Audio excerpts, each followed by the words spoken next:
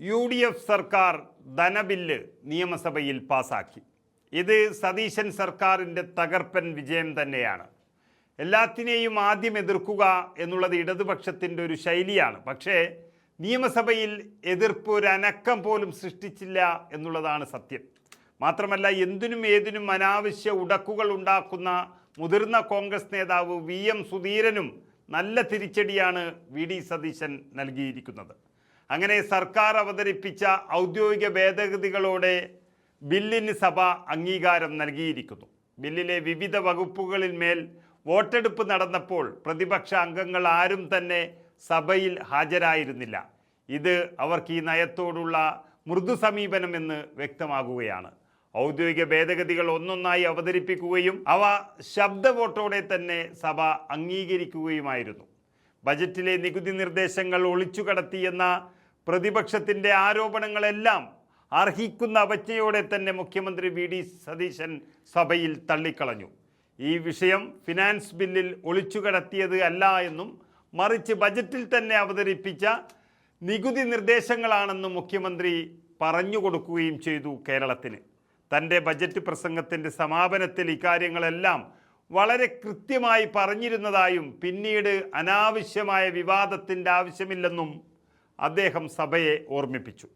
അതുപോലെ ഏറ്റവും പ്രധാനപ്പെട്ടത് മദ്യത്തിൻ്റെ കാര്യത്തിൽ വളരെ വ്യക്തമായ നടപടികളാണ് സർക്കാർ എടുത്തത് എന്നുള്ളതാണ്.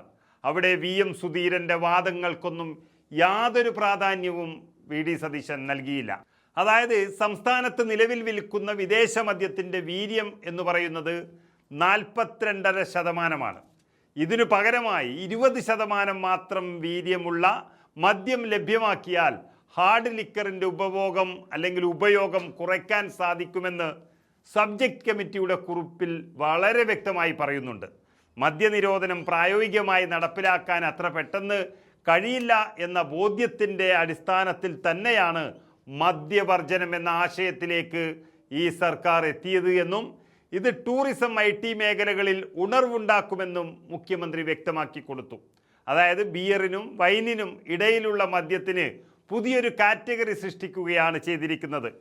0.5 മുതൽ 20% വരെ ആൽക്കഹോൾ അടങ്ങിയ മദ്യത്തിന് 120% മുതൽ 175% വരെ നികുതിയാണ് നിശ്ചയിച്ചിരിക്കുന്നത്.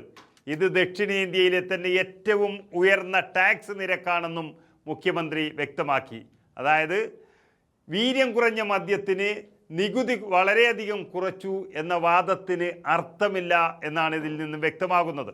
ബിയറിനെയും വൈനിനെയും അപേക്ഷിച്ച് ഉയർന്ന നികുതിയാണിതെന്നും മുഖ്യമന്ത്രി വ്യക്തമാക്കി കൊടുത്തു. ഹാർഡ് ലിക്കർ ഉപയോഗം കുറച്ച് ആൽക്കഹോൾ കണ്ടന്റ് കുറഞ്ഞ മദ്യത്തിലേക്ക് നിർമ്മാണം മാറ്റണമെന്ന് ലോകാരോഗ്യ സംഘടന തന്നെ നിർദ്ദേശിക്കുന്നുണ്ട്. അതാണ് കേരളത്തിൽ നടന്നിരിക്കുന്നത്.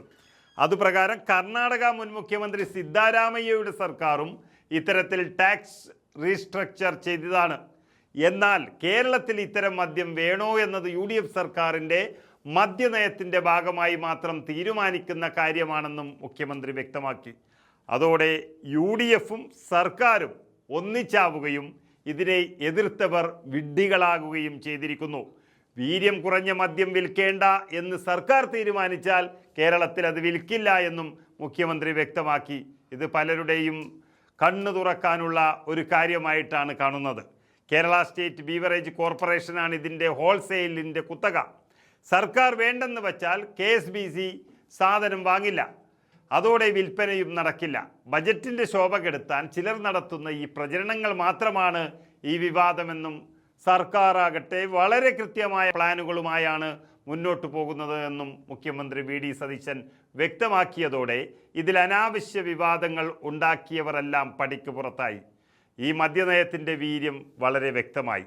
വൊക്കാടി സതീശൻ എന്ന് പറഞ്ഞ് കരഞ്ഞവർക്കും മദ്യം എന്ന് പറയുമ്പോൾ തന്നെ അലർജി വരുന്നവർക്കുമെല്ലാം നല്ല ഉത്തരം നൽകി നൈസായി സൈഡിലിരുത്തി VD സതീശൻ വിജയിച്ച് കയറി വരുന്നതാണ് ഇന്ന് നിയമസഭയിൽ കണ്ടത്.